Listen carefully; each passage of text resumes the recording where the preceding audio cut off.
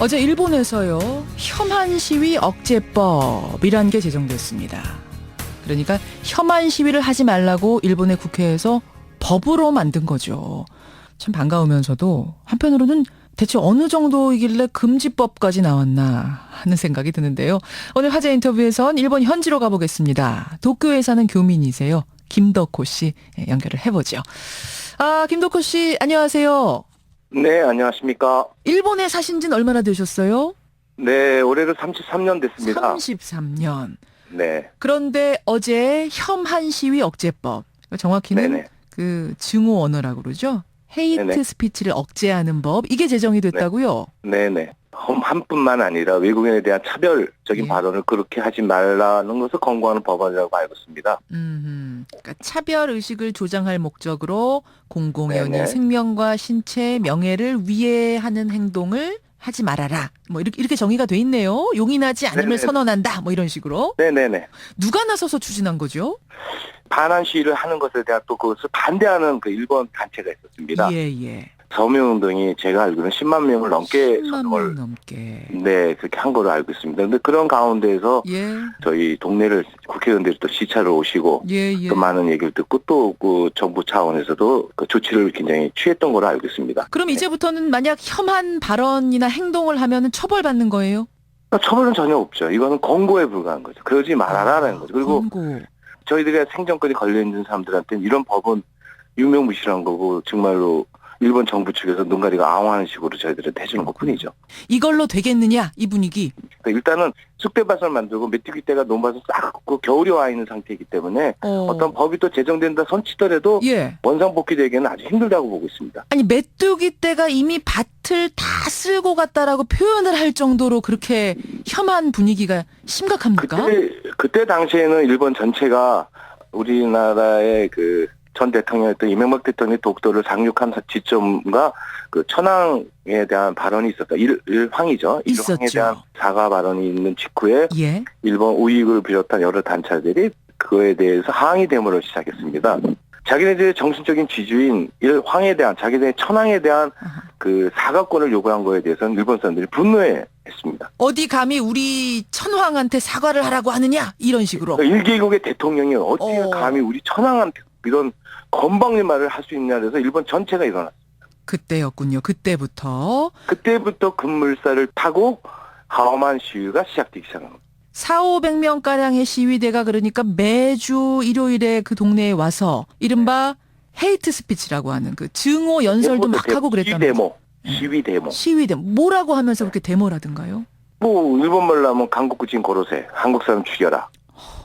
죽여라. 근데 그것도 뭐 밟아 죽여라 이런 식이에요. 그러니까 예를 들어서 태극기를 예. 자동차 트렁크에다 묶어가지고 땅에다 질질 끌리면서 가는 것 자체를 일본 경찰이 호위하고 있었어요. 아니, 일본 경찰이 차를 세우고 막을 생각을 안 하고 안 하고 그 대한민국의 국기인데 그 사람들이 땅에 끌고 가면 저지를 시켜야 경찰들이 당연하죠. 그것을 호위를 했어요. 울었습니다. 그래서 저는. 참 별일이 다 많았네요. 또 무슨 일이 있었습니까? 태극기에다가 예. 권곤이 있잖아요. 3, 4, 5, 6. 있죠. 그거를 갖다가 바퀴벌레 3마리, 4마리, 5마리, 6마리 올려놓고 가운데 음향에다가는 똥을 이렇게 똥 싸놓은 그 똥을 갖다 이렇게 거기다 올려놓고 그런 모욕을 했습니다. 와, 그럼 거기다 강국구진 시내 한국 사람 죽어라, 조선진 죽어라 이렇게 써놨. 아니 그게 이제 MB 정부 말기의 얘기인데, 근데 지금 시간이 흐르지 않았습니까? 몇 년 흘렀는데 상황이 크게 나아진 게 없는 건가요? 그 혐한의 분위기란 게? 저희들은 이 민간인이 해결하지 못한 것은 정부 순회가 해결해야 된다고 믿고 있거든요. 예. 근데 작년 말에 한일 간의 문제가 해결됐을 텐데 또 위안부 문제, 손해상 문제도 해결된 게 아무것도 없지 않습니까? 그러니까 수뇌부들이 해결 못하고 있는 상황이라서 밑에 그 혐한 부글부글한 거는 여전히 있다는 말씀이에요? 그게 지금 잠재적으로 많이 깔려있지만 일본 사람들 자체 험한하는 지금 시위대들은 잠깐 꼬랑지를 좀 낮추고 있죠. 왜냐하면 이런 분위기가 안 좋은 상태에서 예. 자기들이 또 해버리면은 반대한 세력이 생길까봐 아하. 조금 몸살이다가 또 나올 거라고 이랬어요.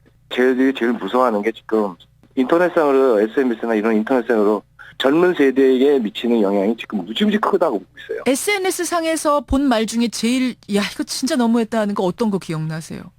일본에서 활약하고 있는 연예인 중에 제일 높은 출신이 많습니다. 예, 한국 예. 계통에.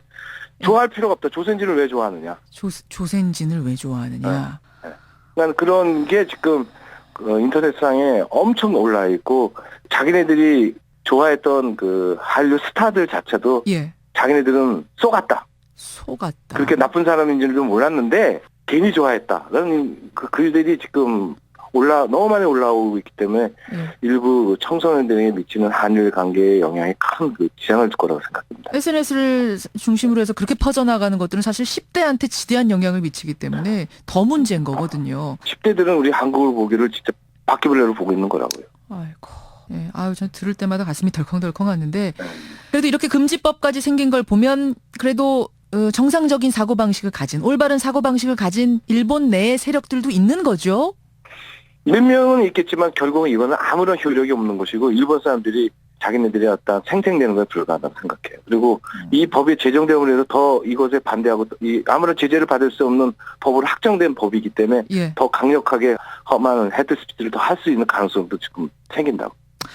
아니 김 선생님 일본에 33년 사셨으면 이제 1980년대부터 사신 건데 네.